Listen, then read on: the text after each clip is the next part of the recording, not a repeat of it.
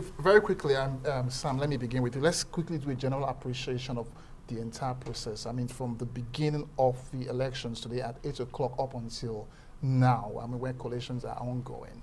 Now, what do you make of this process today? Well, first, relatively low incidence of violence and killing generally. Of course, we've got some numbers, shocking numbers from, especially in the south of Nigeria. There was an observer allegedly shot dead in is it Enugu, a little observer. There was also about 4 or 5 people dead but most of these are not violence. These are killings, either targeted assassination or so most of them. A member of the House of Representatives. So most of them are either accidental discharge or targeted killing. What's accidental discharge? In the parents, who determines that? That's why we're coming to that. But the point I'm trying to make is that essentially, if you look at the reports people are giving, generally peaceful, relatively peaceful, in the sense that there are no crowd issues. We've not got the report of ballot snatching or disruption of voting. But the real scandal in this election now is the untypical low turnout. We know that we've been getting progressively low turnout in elections in Nigeria. In 1999, it was about 50-something to 60-something%. It kept going down. In the last election, it was low, but the presidential election, we got about 34%. I know by the time we finally put a figure around this election, from what we've seen, it will be far lower than what we got 2 weeks or 3 weeks ago. Again, the other sub-point was ad hoc staff NYC strike earlier in Lagos today. They refused to operate. They refused to open the polling booths for voting because, scandalously, they have not been paid their allowance. And these are things that are budgeted in the budget. I mean, one of my colleagues on the studio a few hours ago said that even the situation room have about 1,000, 2,000 staff, and they have paid their staff. So why would they? So that's another low for the. But beyond that, what does the very low turnout tell us about? Some people have had some hypotheses. Some say, well, perhaps because the last vote, people were disappointed, perception that perhaps their vote didn't count. Perception, it might not be reality, the results. Was it just because their votes didn't count that people were killed, people were chased intimidation away and the rest? But I'm coming to the hypothesis. They say, look, because the winner of that election was deprived, perception. People say, oh, give up. Some people say, well, it might be because people were intimidated. People didn't want to hazard a risk where they could be killed. The level of military presence in this election has been one of the problematic issues. And the argument that it's supposed to be to deal with insecurity, some of us argue that it's actually a facilitator of insecurity. And so some people will do the analysis and say, look, risk aversion, instead of going out and getting involved in... But can we really do an election without the military? No, we'll come to that. You see, it depends on how you deploy it and what you're supposed to Absolutely. do. By the Electoral Act, you're not supposed to have military involved in any of the aspects. Yeah. So it's supposed to be the responsibility of the INEC itself to ask for military support and to specifically designate what should be used for. So essentially, as a general comment, we can say that this is a very poor election so far, no doubt about that. The worst? Well, we'll have to get the full records to be able to be scientific about analysis, but essentially this could reckon as one of the worst in terms of since 1999. In one major, two major at least. One, the level of civility is very bad, so much militarization. Two, the level of turnout is also a certain degree of a vote of no confidence on our so-called democracy. I mean, if we're talking about only 70-something million voters who picked that PPVC out of a possible maybe adult population of maybe close to 1 million, 100 million or more. And out of that, you're talking about 34 that voted for presidency. And perhaps 20-something, from what we're getting, it could be as low as 24% of 72 million electing governors and House of Assembly across the country. Prof. Nuhu Yakub, you look really worried with all your experience in socio-political engineering. this seems to you like, and to a lot of Nigerians, the worst election ever. Not anything near Operation Wet here in the 60s that torpedoed the First Republic. Well, if you want to put what has taken place in the course of the past 2 weeks into its proper perspective, probably one would say that it is really sad that instead of expecting that we will have progressive development of the process of democratization, what we are having is a reversal. It's really very sad. But in comparative terms, I think that what we witnessed during the First Republic in terms of Operation Wetier was more serious than what we witnessed this time around. But this is not to justify what happened, as a matter of fact. But the point that needs to be stressed is that even if what happened in the 60s was condemnable, and we ought to have learned lessons from it, why is it that recurring? Why should it? Is it Hydra-headed? Well, I think it's the nature of the politics we are playing. Should it be Hydra-headed? I think that is what it has turned out to be, because, I mean, as I said, first of all, we should not even have a repeat of what had happened. I mean, it doesn't make any sense. And in any case, is it only in Nigeria that democracy is, supposed to be practiced? Even within the African context, or the context of third world countries generally? No. And if we have also gotten to the point of saying that democracy is worth our while, and that is something that is actually going to serve the interests of the people of this country, then of course we should learn from lessons of other climes, or from other climes, where democracy has actually matured to such an extent that on election day or throughout the process of getting to the election day, we will never hear of anybody who is killed or who is sacrificed for, quote and unquote, the democratic process.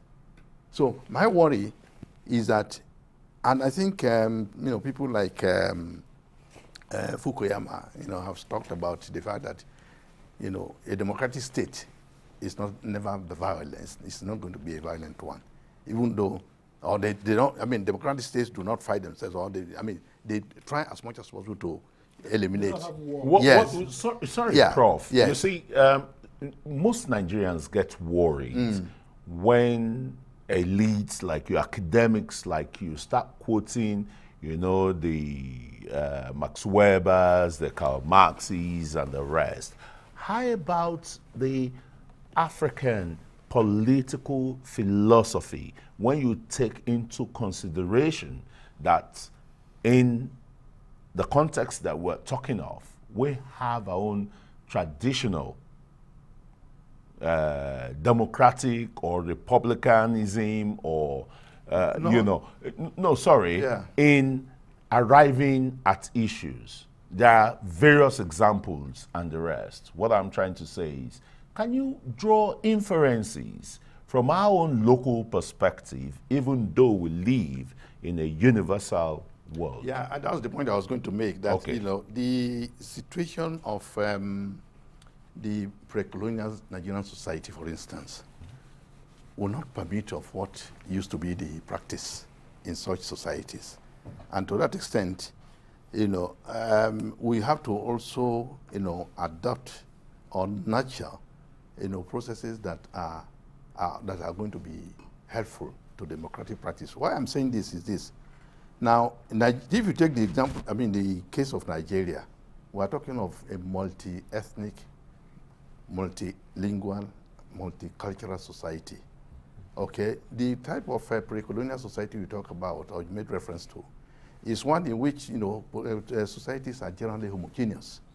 They speak the same language, they have the same culture, they have the same history, and people can easily understand. And if the elders, for instance, we probably will refer to what happened then as gerontocracy. Elders are the ones, who are actually providing, leadership and calling the shots. And if elders now say, oh, citizens, this is, the mores of our society. We cannot go beyond this point. And, because of the nature of African society, you discover that, such elders are, respected, they are listened to. But in a Nigerian society or any other African society, probably the only difference in the only country in Africa, as far as I know, that is not multi-ethnic, is Somalia. But even then, because of the clannish nature of politics they play, we have also gotten a result that is not utterly different from what happens in larger and more multi-ethnic societies. So the point, therefore, is that let us look at what can be considered to be the global general practice, which is what I think we are trying to establish in Nigeria and in other African countries. So, but wrongly though. Yeah, well, I mean, you see, it's a process. The fact of the matter is that even in so-called mature democracies that we look up to, they didn't start the way, they are now. But must we learn from their own mistakes? No. Is it not? You are correct. We don't have to. We don't have to learn from their mistakes. But again, let's take Nigerian society. The level of illiteracy in this country is still very high. I think probably we have around 50 or 52%, and it's high. And you cannot actually also practice modern democracy under such condition, because a number of the voters don't even know what choice they are making. Issues are not clarified for them. And when it comes to even campaigns, look at what even happened during the campaign towards the presidential election. For me, there was hardly any substantive issues that were raised by the by the leading competitors or candidates of the parties. If you go to a particular campaign location, it's either somebody is corrupt, he cannot be allowed to go to America.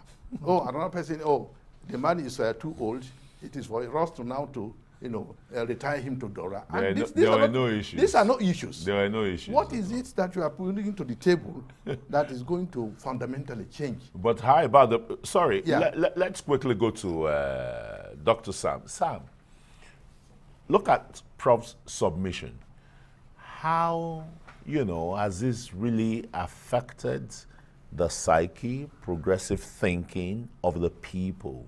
Because every time we talk, we say, they're impoverished, they are uneducated because they cannot speak the kind of English you and I speak. Does that determine literacy level? Of course, literacy is formally defined. It's the ability to read and write. Literacy does not mean that you are not a human being or you don't have cognition. So he's right, to have a low level of literacy is defined formally. Can you read and write? And then, you see, if in your language you can read and write, you're literate. You have to be literate in the language of communication. Yeah. So it's not that this is not esoteric. It's not about bragging rights. My culture is bigger. You are illiterate in French if you can't speak French. You may be literate in English. So literacy is ability to read and write. And there must be a benchmark. Okay, fine. Let's leave that and go. The critical question I think he raised is critical, is that there are certain, what I call burden, that African societies are carrying. You talked about reference to our traditional societies. I made a good point about what I call the fact of pluralism. In one of the traditional societies, for example, in the Southeast Igbo society, acephalous and democratic, quote unquote, the rulership was different from maybe you have in the Hausa lands or you have in the Yoruba. So there are always different forms of social organizing, but they worked because they were restricted to those places. And democracy, by the way, was never a traditional system of governance for any people. Democracy arose at a point where we had to find a legitimate way to govern ourselves, once we say everybody is autonomous, so the premise of democracy is that people are free and equal, and therefore have to decide who rules them. Now, look at the crisis we have. The question around access to power and how power has to be legitimized is a burden that we're not yet solving in Africa. What that means is that if you look at this democracy, like you mentioned, the real question is, what are the legitimate ways to access power? And we say it's election. Now, elections have norms, how elections are conducted. Free and fair means that people are allowed to express their preference. But in this context, where politicians capture state power, use state violence to suppress others and to gain unfair advantage, then you are almost losing democracy. The real question, therefore, is, the issue we're looking at is, we have electoralism, a process in which we have a formal election, ballots, but we don't have democracy. And that's why it is an issue. To what level of literacy, what level of empowerment, what level of knowledge do you need to have a thriving democracy? For one, democracy means people make a choice. So to make a choice, they have information. And that's where media and other forms of information dissemination is critical. Yeah. So if you're going to have a very high level of illiteracy, whether you define it in terms of not just for formal education, but in terms of ability to reason well and all that, functional literacy, okay. If you have so high level, you're likely not going to have a very good democracy, because that's why democracy thrives to the middle class as well. If you are so poor economically, the institution will destroy the prospect of democratic values and institutions. Why? Because people need to come to a certain level of survival to be able to start making those choices that democracy allows. Otherwise, they become litigious people whose commitment to their everyday life could deprive them of, quote unquote, the luxury of democratic deliberation and democratic behavior. And then thirdly, very important too, if you don't have institutions that are independent, empowered with integrity to moderate competition for power, everywhere in the world, people are going to come, people by nature are given to violence. Yeah. And the state exists to monopolize that violence and use it according to rules and orderliness. So for example, in this, if we have a rule of play in this room now, we have to defer to the moderator. There are rules that guide us. Now in a society where the state itself is both disorganized, is both illegitimate, or even not able to control, you gave an example of Somalia, warlordism. But in our own case, we have a system where the state is formally, so to say, powerful and in charge of the violence. But the state has been captured by individuals, political parties or individuals, and they use those violence to that process to terrorize and to distort democracy. Now, let's look at this now, very critical. If you look at all the killings that have happened in this election, they are not killings that arise out of violent or chaotic or rioting. In the past elections, we probably see people who are protesting during the counting of the vote, and in that melee, there is violence. But if you look at the profile of all the killings we've mentioned, they seem to be either military violence, maybe people sent to come and do something and they shot somebody. That means that the real violence in this election is state-connected. Because the violence arising from use of military, mostly. Not the classical violence of people who are rioting or people who are using chairs to break themselves. This is not violence at the behest of other citizens. For example, we use violence, maybe the elections, people will hit themselves with that dagger or use knife or use stick or whatever, fighting. But these are violence of, like the honorable member who is shot. So it's actually the state. And that's why some of us have said that we should restrict the use of military, because the military is now no longer professional. It's being managed by persons who have clear political allegiances and have allowed those allegiances to determine the deployment of military. And so I would like to see a profiling, analysis done by any of the monitoring groups on all the violence and say, okay, this person was killed in X. How did it happen? police, military shot him. Doing what? Then you look at the profile, you discover that actually there's a case for removing the military. The military and the security network is my first suspect for all this violence. And the argument here is that if you remove them, we will have the usual low-level skirmishes, the low-level attacks of voters against each other. And that's really all right, what I want to put Prof, on the table. while you were trying to explain the concept of democracy and perhaps how far behind we still are, one thing that kept coming to my mind is the number of political parties, that we have in this current elections. Now, many would see it as perhaps an attempt to deepen democracy. But from your own point of view, do you see it as some kind of political growth or perhaps political indiscipline? Well, or retrogression, probably. Well, I think, first of all, let us be very clear that what we set out to put in place is multi-party democracy. And by multi-party democracy, actually there is no ideal number. Okay. Everybody is free. Yeah, but it's unfortunate that sometimes, we try to also ape the so-called, advanced countries, and we do it to a very ridiculous extent. And I think in this instance, this is what has happened. Of course, when people started agitating that, you cannot, simply decree or legalize two-party system, which is also multi-party, structure in democracy. I think it was the Supreme Court that actually ruled, that, late Fahmy, that's right. Exactly. Doctor, your former principal. Yeah, they took the case to grant, the floodgates of, multi-party democracy. Just took over. Yeah, but one thing that has also been, has not been taken into its proper perspective is the fact that, where you have as many, many parties, not necessarily, because I think Nigeria probably is, a unique example of how many parties we have. We are talking about 91 as of the last, at the beginning of this election. I have in the course of my research, I have not seen, except if I have not also done as much research as should be done. I'm sure you can't even name 5. No. I have not seen any country, with this many. Even India, that is supposed to be the largest democracy in the world, I don't think they have this many parties. No. And what normally, we are having what we call, a voting system, normally referred to as first past the post, which is that, it is anybody who, who is able to come up with the majority, vote that, is supposed or, assumed to have been elected.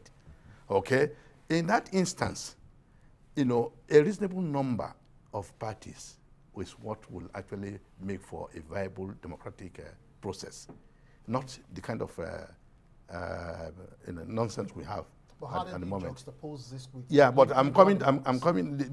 But if you have proportional, system of voting, in which case parties can actually even restrict themselves to a particular state, or council, or one issue, orientation. For instance, gender. For instance, environment. Or even somebody would just come up and say, no, what we need to address is the problem of poverty within a particular local government area. Then, as many, political structures of that nature can actually exist. But you cannot have it in the sort of a voting pattern, system we use. And that's why, at the end of the day, what has come up is a two-party, largely, a two-party structure has emerged. Yes. And I remember, when the results were filtering in, 2 weeks ago, Professor Henry Nwosu, actually come up with, his analysis when he was approaching on the telly, and he said, this result that we are getting, is an indication, in fact, a palpable indication of the need to have a two-party system, just as we had during the transition period of, the Babangida era. Okay, let's, Prof, let's quickly move away from there because there are so many issues. Yeah, but can we just signpost this to the localized elections, Yeah. you know, that took place yesterday, talking about the governorship and the House. No, I just wanted to make a point about Okay, please, do. this Go ahead. Yeah. incidents of violence that we talked about. I think Dr. Amadi has actually, raised very fundamental issues about what, is the trigger points of, the level of violence we are witnessing during election. Poverty is there, the fact that, there are, individuals who have also, made, so much money, and they now use it as a bargaining chip, to get people to vote or to even, hire thugs to carry out their biddings. One thing that I think we need after this election, and there's a post-mortem that needs to be done, is to ask how is it that various types of guns have found themselves into Nigeria, the Nigerian society. Well, I know that there is a committee for, the small arms proliferation, not just in Nigeria, but West Africa and the rest. Yeah. But, Prof, just like I implored, let's quickly leave that. No, I'm just talking because, you see, if we do not address the fundamental issues that have arisen during this election, they are bound to repeat themselves. I mean, we're talking of 4-year tenure of any, based on our constitutional provision. Next 4 years is just, maybe a twinkle. I mean, it's just something that happens in a twinkle of an eye. In a twinkle of an eye. Yeah, that's right. Yeah. So we may just be getting to the worst, level of violence, political violence in this country, and that's my worry. Okay. Your worries, Nigerians would share them, but let's just quickly look at the indices from the North Central states. We heard from our correspondent in Makurdi, the Benue State's capital, about the ding-dong affairs there, with the voting, the low voter turnouts and the rest, and who may the party that may likely carry the day. Kwara State, the Otoge phenomenon that has become a whirlwind and is even being, evaporated in Lagos with its own this thing that Otokbe, that is, we should be grateful. In every election cycle, there are usually trends, and I think when we write the narrative of this election, Otoge will be one of the major, interesting, a chapter should be dedicated to that. Narrative, yes. Yeah, but if you look at, it has been successful because it swept away somebody who might, perhaps claim to be some level of political legend or icon in the new democracy since 1999, which is former Senate President, or Senate President actually, President of the Senate. Yeah. Senate President. That movement is still on. From initial reports filtering in from the field, I think it's unabated. That state will obviously be lost to the APC, as it's looking from the field report we've got so far. And if you look at the marginal, if you look at the heavy blow, the result that both all the Senate seats or the House of Reps seat was a clean sweep. So nothing, there's no, the trend has not run its life. It has to run its, and perhaps when the people are satisfied, it ebbs out. So maybe in next electoral cycle we will see Otoge halted. Looking at this, back to Ben. Okay. Now looking at this mantra of rejection that seems to be sweeping across, do you see this as the end of the Saraki dynasty? Well, like Saraki wisely observed. Don't forget that the sister Gbemi, Saraki, is still with the APC. So doesn't the dynasty live on? No, the dynasty is not just presence. Dynasty is control, is domination. And so the kidnap about dynasty is not that they have people in office. It's that The same blood, blue. No, that's not the point. The point I'm saying that even if you have 20 Sarakis in positions where they have no influence, the critical thing about what has happened, and the Saraki himself recognized that. He said, Bukola says, empires come and die. Oh, yes, I mean, to be regenerated. regenerated. So essentially, that dynasty has been knocked off. He can make a comeback, and he handled his loss very philosophic and a great guy. He tried to pull out victory from defeat, conceding and say, look, this is the phase of life. We come back, we put ourselves in the service. So would there be another Saraki as governor? Maybe, maybe not. But the critical thing is that it was a successful public, the first in this since 1999. This could be one of the instances of a people's revolution, meaning in the Nigerian democracy, where the people came out and ousted, if you like, an elected kingdom, elected kingship. Well, I said one of the most one, where the people themselves came out and said, look, enough is enough. Because the first one was the Otedola revolution in 90, in Lagos. Well, but that was not the difference between Otedola is that there was Otedola. There was no dynasty. There was no dynasty. Offset But the people could say, no, this is where so this is the first dynasty that has fallen politically. The next would have been the Tinubu dynasty, which is perhaps not even as generative as that of Saraki, because Saraki owns a baton handed over from father to son and then going on. So, but of course... So Tinubu ideally has not handed over to anybody. And it's just like one person. So, but now, traveling to Benue, I like the analysis of your analyst. Collins. Very good Umar. work he did there. Because it shows you the real way politics is shaping there. Yeah. The narrative around the header farmer is what is keeping Otom in the show. Where people can say that he didn't do much developmentally. But when you have violence in your domain, so the argument for him is two-pronged. One is, look, I couldn't do much because I have violence, which is political gimmickry, whatever. But more important is that I stood up to defend the people. And that's the argument about saving the Benue Valley, war in the Benue Valley. So the bad issue around conflicts has been politically mined efficiently by Otom, and it's doubtful if the opposition can throw him out.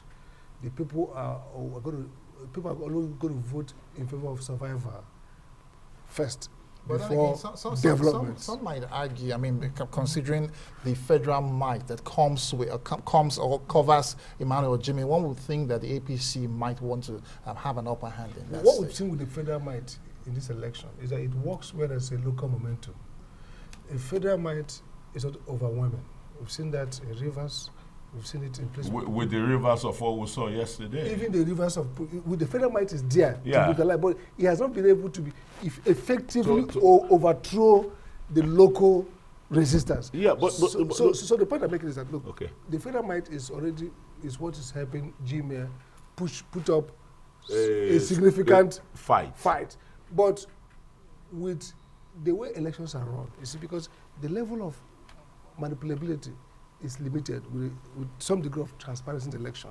What I've done is to use military, for example. You can harass operatives, you can twist them, but, and I want to say that clear, that what you will see is that if it's a matter of survival, the people will successfully push back on it. So I'm not discounting federal might, but I'm saying it will prove too little for the momentous will of the people that is going to safeguard the votes. Well, looking, Prof, I know you're making some jottings, and you would have been listening to Dr. Sam.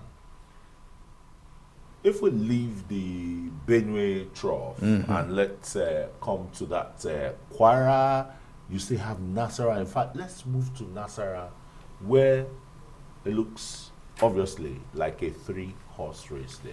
You have the former Minister of Information, Labaran Maku, Abga, a PDP person before. Then the PDP candidate in Nasarawa, David Emmanuel Dagu. You get the point. And the new man, the anointed man of the APC, the current governor, Audu Alaji Sule, used the presidential election results to underscore the localized context there. Can you really separate the three? Well, I think the point of departure in this kind of analysis is to, underscore the extent to which there is a bandwagon effect. And if you look, I don't want to zero in on the states immediately, but if you look at the history of electoral politics in this country, particularly from the Second Republic, yeah, you remember that when the military was transiting in 1979, the pattern of election was different from what it has assumed, since 1983. Now, the pattern was that, they started from, the state assembly, or, from the state to the federal. And graduated and to the federal. Yes. And I think the lesson that Shagari's regime learned from that was that probably if they had started from the presidential, the momentum actually garnered by UPN, would have been deflated. By the time it will go even to the state level. So in 1983, they reversed the pattern and started with the presidential. And you can also see the bandwagon effect of that. Of course, again, if we are talking of the electoral politics in Nigeria, we have to make allowance between what is fair, credible, and transparent, as against what has been, what has been rigged. More often than not, Nigerian elections, and that is what also has emerged during this particular election. More often than not, elections are rigged. They are not credible. They are not credible. They're not. They are not credible. So, therefore, because there was a little. Therefore, what I'm going to say, so when you talk of elections being free and fair, is there credibility there? Well, because there are three, words of very significant values. It can be free. That is, voters are actually allowed to go and vote. To go and vote. There's no harassment. There's no militarization. And the fairness. Yeah, and it's fair. The umpire is impartial. It's impartial. Good. And the credibility. Credibility is that the two must and come also together. the eventual result should be accurate. It reflects, and then the process of the election itself gives confidence. Yeah, that's right. I think I got the backing and the analogy of my managing director, Ijoma Nwogugu, when she said that free, fair, and credible, they don't go together. It's like tautologious. Please go on, Prof. They have to go together. Especially when they go together, especially the end process must justify all the other things. Free election we are talking about, fair election we are talking about, then credible. You now have the result that, when you say something is credible, it means you can sell it, and you can take it anywhere, and it's acceptable. But that's what that's the level of disputation you're putting now. That whether from 1979 to now, we've never had. No, we are quite correct. Yeah, I mean, if you look at elections, as I said, election processes or electoral processes in Nigeria. Politics in Nigeria.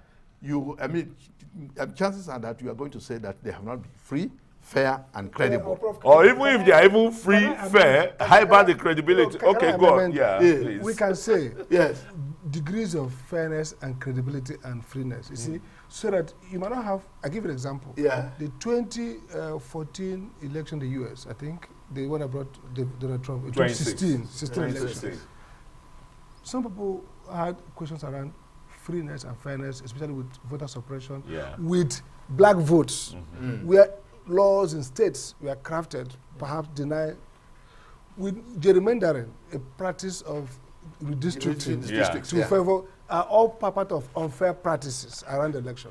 So what we say, like for example, you can argue that the June 12th election is being adjudged as largely free and fair because the incidents of free voting and the incidents, the option A4, they were allowed. They were allowed. People saw that what they voted were mostly the results. They were accredited. So the 2015, people say some degree of credibility and fairness. Discounting some issues around underage voting and several other issues around violence. So we can progressively, you see, let not the best be the enemy of the good. The ideal of totally free and fair election perhaps will require a smaller constituency where people will line up and vote and count it and record it and announce it openly. That would be perhaps 100% fairness and freeness. When you now get to a more complicated process, you begin to have some margin of some minuses. But what we are saying so far is that most elections in Nigeria, and it's correct, has not been free and fair because the institutions that are supposed to manage them have not been independent and impartial. You see, it's so there's a credibility problem with elections. So so the credibility is the summation of the entire fair process. Yes. So when we say it's not credible, we are saying it's not free and it's not fair. That's it. And now to move forward, so we don't be cloud and create a kind of octopus we can't manage. Absolutely. Is that it's possible to get our elections to 80 to 90% credibility by doing basic things. One is recognizing, like I said before, the electoral manager must see itself as enemy of the government in power. Because the government in power that actually has both the capacity and the incentive to manipulate. The electoral manager can manage the opposition party easier because they don't have the power.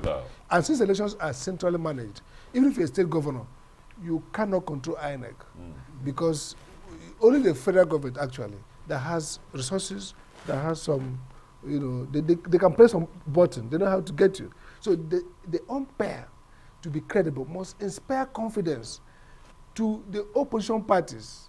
And if you watch the 2015 election, why it became credible, that Jega played as if he was playing more with the opposition because he recognized that the ones whose concerns would show what is missing.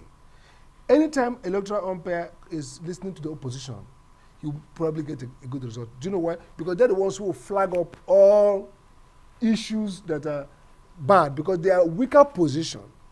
And therefore, you measure your credibility with the level of satisfaction of the weaker party because they're the ones who have more to gain by a free process and are the ones who have more to lose by unfree process. So I think really that, like Prof have said, is that we can conclude that we've had terrible elections, but perhaps this one, whether by default or by design, ranks among one of the most So terrible. we're retrogressing. Okay, the question you ask is, to what extent can we now also analyze Nasarawa? Yes. I mean, I don't have figures yet, as to, what is going to be the likely result or outcome of the election. But I'm thinking that in terms of what we witnessed during the presidential election, it was very close. It was close. It was quite close. It was close. Yeah, but we're looking at a localized situation now. Let's factor the 2015 results and the previous results. One analysis is that if not because of PDP's problem with the former Minister of Information, he stood a better chance of winning the 2015 election. Because if you look at the APGA votes, which is essentially his own votes, and the PDP vote, with all the corruption around that election, they would have won the election. Absolutely. So the analysis here is that, and there are rumors during the week about his stepping down for the PDP. His campaign office said they have stepped down. Of course, the APGA chairman, sent a message saying they have not stepped down. But it looks like if he had stepped down as alleged, and that information traveled widely, the PDP candidate he gets a boost. And don't forget also the issue of the zoning formula, which has been a problem in Nasarawa State, which is obviously why the PDP decided to go for someone from the northern part of Nasarawa State, which has never really produced a governor. The ethno-religious configuration, just like the Benue guy pointed out to us, favors a PDP candidate. Coming from Eghosa. Yes, if the elections are relatively free and fair, or relatively less unfree and unfair, because we are not using the unfreeness as a lack of free and fair as a benchmark. Let's use credible as a benchmark. So if the elections are credible enough, we're not even saying too much, but let there be less direct intervention, less session of ballot box, less writing of election, less corruption of votes between polling unit and collection center, it's possible that the PDP person can run with it. There could be an upset in Nasarawa State because of. But then again, when you look at Amakura as governor, I mean, one can readily see that he's done quite a lot. I mean, coming from 1999, I mean, they have never had it this good, which is obviously why he's been rewarded with a seat at the Senate. So when all of them got rewarded, reward. But he has done. Amakura seems to be a much more intelligent governor. If you watch his communications and what he has done, he has been, you know, in Nigeria we've put the benchmark very low. So the level of performance is so low that anybody who crosses that low becomes a star. A slight Rubicon affair. If we say he has done well, it's in the context of Nigerians. It's in the context of comparing with Kogi, comparing with his neighbors. So he has done well in that sense. But this election might not be about reward. It's also about strategic interest and about perception of zoning power rotation. But isn't that what elections really are for? Strategic interest, not necessarily reward. Interest for leadership, for, you know, really affecting the people positively. In a place like Lagos, every state has different dynamics. Some states don't have too much of issues around ethno-religious differences. For example, take Kaduna, for example. Even if you perform well in Kaduna, you are likely going to be resented by a certain geopolitical zone because of their own claim to governance. So you might be a victim of that politics, even if you did very well.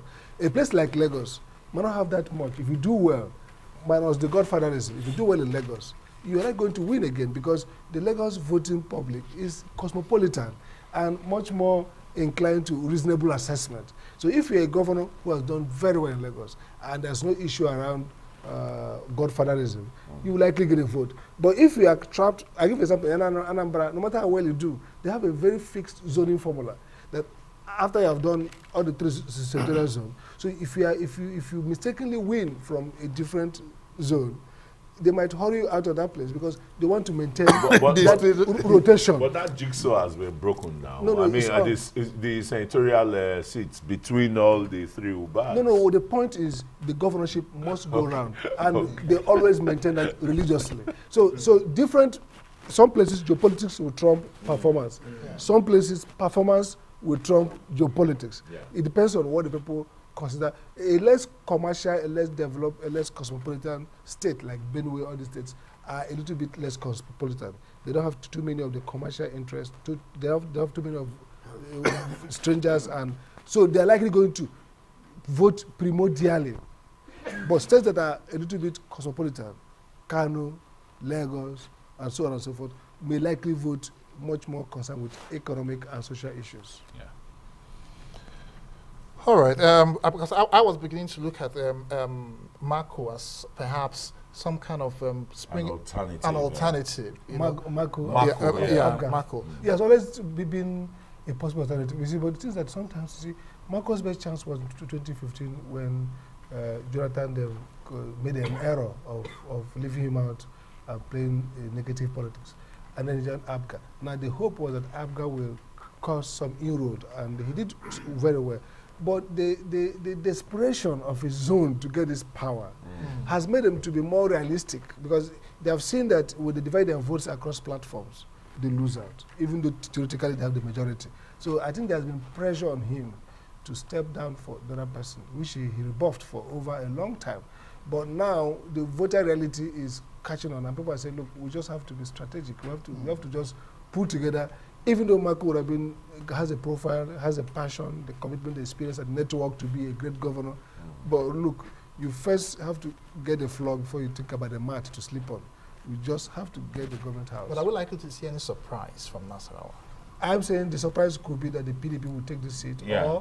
or if the status quo prevails, then APC will get it. But I don't see an ABGA victory in this election. Okay, gentlemen, let's just go on a short break, so that we can be refreshed in another couple of minutes or so when we take some adverts. Stay with us. You're still watching Vision 2019 here on Arise News.